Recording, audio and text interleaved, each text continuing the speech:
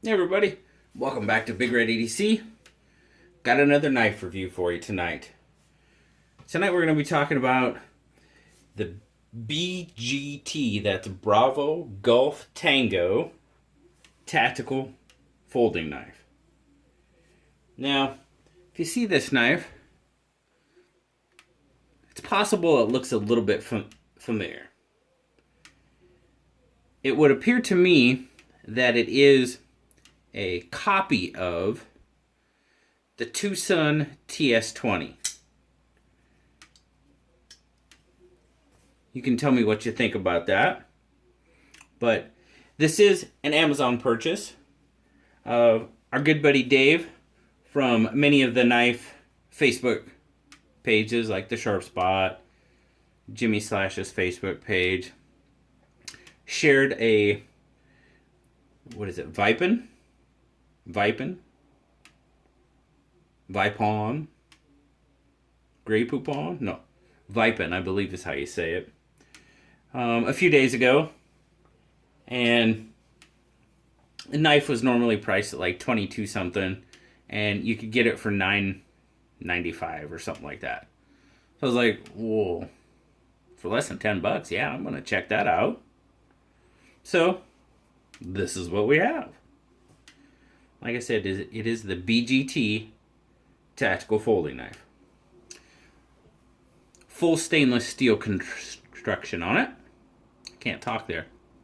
My tongue got in the way. Stainless steel construction. There we go. Fairly open construction in the back. Standoffs.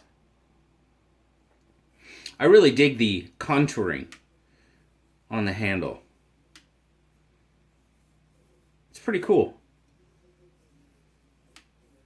Stainless steel clip for right hand tip up only. Let's get a weight on it. That's going to be the part that might turn some people off on this knife, is because it's definitely got some weight to it with the full stainless construction. We'll start out with grams. 174 grams. 6.1 ounces. It is a little bit of a weighty knife. Now, I carried this knife around with me. Was not overly heavy in the pocket at all. You know, I didn't feel like I had an anchor in my pocket. Really never even knew it was there, honestly. But it's definitely got some heft in hand. It's got a 4 5/8 inch closed length on it. It is a manual flipper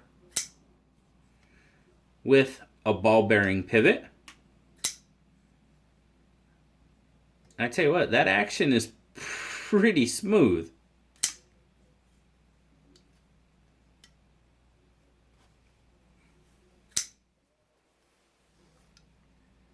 It is a frame lock.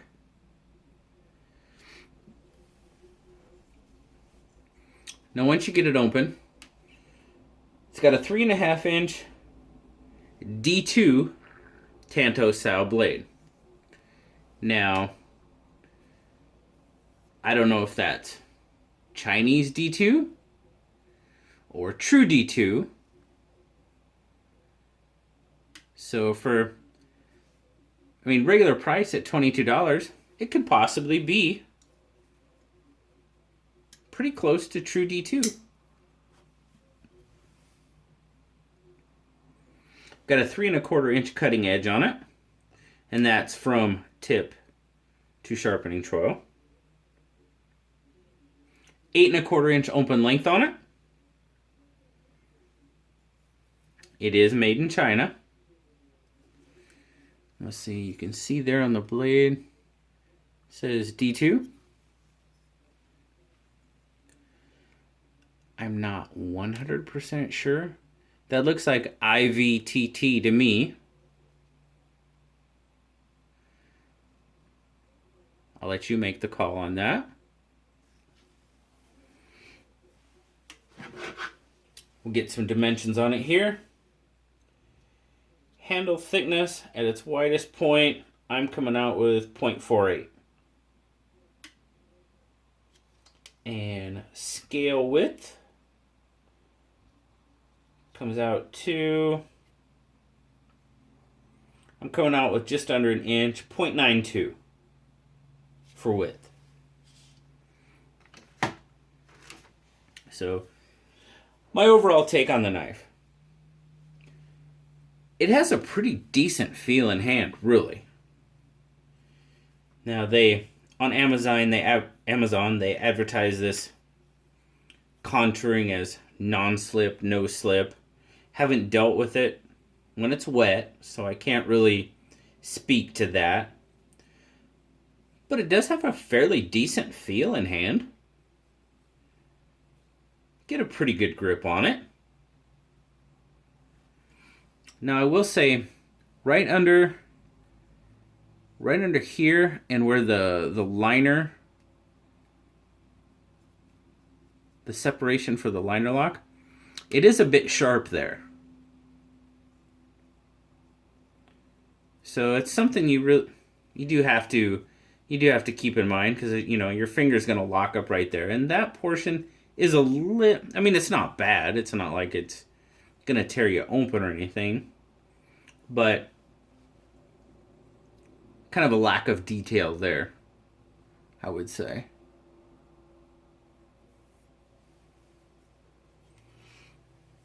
Tanto style blade on it. Now, if you've watched my videos, you know I'm not overly crazy about Tanto blades. Tantos really aren't my thing. But when the Vipon came up and it was $10, I was like, well, I want to take a look at it for $10. They also had a kind of a Warncliffe kind of razor style blade. And you know what? I didn't even try to put that one in my cart on Amazon and try to apply the code to that. I probably should have to see, but I didn't. I just went straight with the Tanto, which was the one that was pictured in the Vipon ad. So that could have been a mistake on my part. If it was, okay. Live and learn. That was the first time I'd ever used a Vipon, actually. So I'll do a little bit more in-depth research next time for sure. But like I said, not a bad feel in hand, really. The blade, like I said, well, the action is very smooth. It's got a good detent. Pretty smooth action. You're not going to shake it out. And the detent's not hard to overcome when you're using the flipper. It's got a pretty decent detent on it. The one thing I did notice is on the frame lock, there is no over travel stop. So you can actually, you see there, you can actually go past the actual frame of the knife with the, but for a $22 knife, probably not going to get an over travel stop on it. The other thing I did notice is the pivot screw. You can see there, it's a flathead. I have not had this knife apart at all yet. A matter of fact,